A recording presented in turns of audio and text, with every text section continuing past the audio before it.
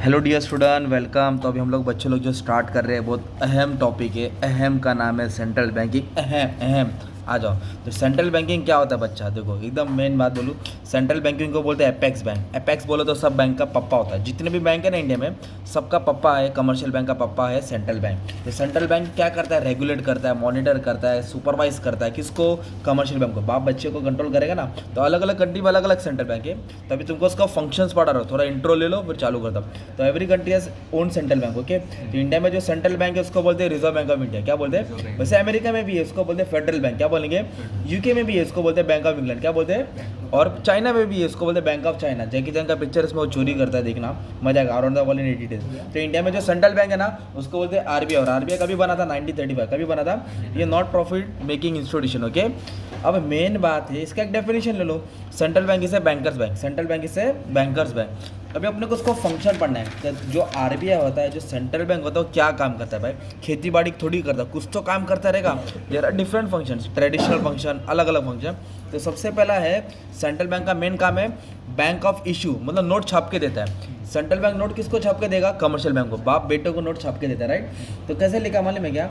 Central bank has the right to issue notes. It has power to lend the legal tender money. वो क्या करता है? Note छाप के देगा। किसको देगा? Commercial bank.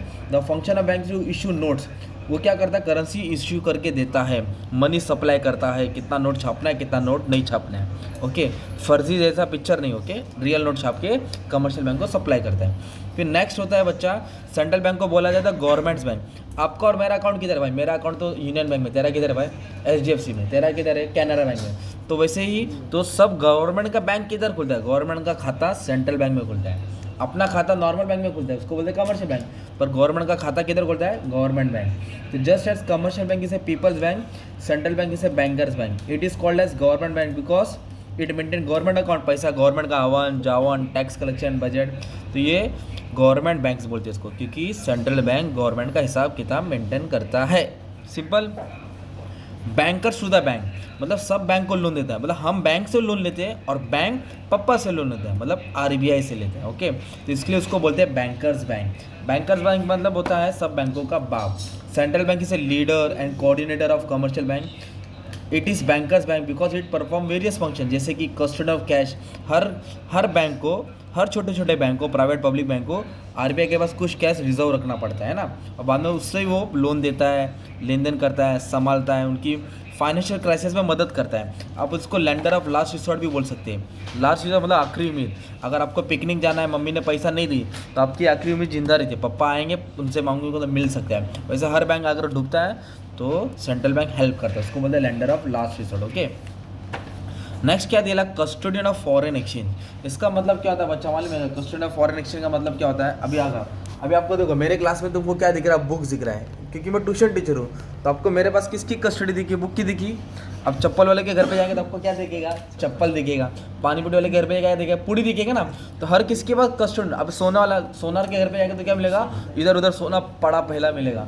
वैसे ही आप आरबीआई के पास जाएंगे ना, आपके पास, आपको आरबीआई में सेंट्रल हर कंट्री का रिजर्व मिलेगा, हर कंट्री का डॉलर, दिनार, मीनार सब मिलेगा। तो क्या होता है? Central bank keeps all foreign exchange reserve of country in the custody. It helps to exchange foreign currency. हमको क्या करता है? हेल्प करता है, लेन देन करता है। फॉरेन करेंसी को होम करेंसी में एक्सचेंज करता है। और सेंट्रल बैंक क्या करता है? एक्सचेंज रेट को मेंटेन करता है, ताकि वो ज़्यादा बढ़े नहीं, पर बहुत बढ़ रहा है भाई। ठीक है, ये हो गया तुम्हारा कस्टडी ऑफ फॉरेन एक्सचेंज। और सबसे मेन है ना भाई, आरबीआई का सबसे मेन काम है controller of credit. Control of credit. Credit बोलो तो महंगाई, इन्फ्लेशन। कंट्रोल बोलो तो ब्रेक लगाना, महंगाई को बढ़ाना, इन्फ्लेशन घटाना, डिफ्लेशन। तो ये आरबीआई का मेन काम है। और आरबीआई का ये मेन काम दो तरीका है, एक क्वालिटेटिव मेजर्स, एक क्वांटिटेटिव मेजर्स। ये आंसर बहुत इंपॉर्टेंट है, अपलोड भी कर दिया, कैसे काम करता है वो भी बता दिया। ओके, अब सुनो, credit control is more important function of central bank. It control credit, मतलब महंगाई को कंट्रोल करता है। कैसे कंट्रोल करता है? Through quantitative and qualitative measures. Okay, ये याद रखने का, जिससे देश का विकास बढ़ता है। विकास कौन? वही छोटा बच्चा, धीरे धीरे बढ़ेगा ना अपना देश, वो। और आरबीआई और क्या काम करता है? Other function. अदर फंक्शन मतलब छोटा मोटा काम नहीं, बड़ा बड़ा काम करता है। जैसे कि छोटे छोटे बैंक्स बनाए ना, नाबार्ड बैंक बनाए, ये नाबार्ड बैंक किसके लिए बना है? एग्रीकल्चर के लिए बना है। सिडबी बना है, स्मॉल इंडस्ट्रियल डेवलपमेंट बैंक बना है। एक्सिम बैंक बना है, एक्सपोर्ट इंपोर्ट के लिए बैंक बना है। तो apart from traditional function, central bank also perform development and provincial function. It helps in development of a country, देश का डेवलपमेंट, उन्नति करना है ना, मतलब देश को आगे बढ़ाना, balance of payment, import export. तो central bank perform variety of function to build a strong and monetary system, लेन देन अच्छा होना चाहिए ताकि देश की इकोनॉमी आगे जाए। तो ये हमने क्या पढ़ा बच्चा, सेंट्रल बैंक का पूरा बोलते हैं ना मेन निचोड़ पढ़ दिया, role of central bank. Okay, अगर एग्जाम में कुछ भी आंसर है ना रिगार्डिंग रोल्स फंक्शंस, आपको यही आंसर लिखने का है। अभी इधर बोला चैलेंजिंग, चैलेंजिंग का मतलब प्रॉब्लम होता है, वो आंसर को नेगेटिव में डाल देना। अगर चैलेंजिंग आया तो आपको जो पॉजिटिव में आंसर पड़ा उसको नेगेटिव में डाल दो, तुम्हारा आंसर बन जाएगा। क्या क्या दिक्कत आती थी सेंट्रल बैंक को बनाने में, काम करने में, वही पॉइंट्स नेगेटिव डाल दिया तो तुम्हारा काम आसान हो जाएगा। ओके, तो ये आंसर है ना इंपॉर्टेंट है, तुमको पढ़ना ही। रोल्स, किधर भी रोल आया, फंक्शन आया, सेंट्रल बैंक क्या काम करता है, तो ये आंसर उठा कर डाल देने का था। ठीक है, thank you very much and all the best for exam.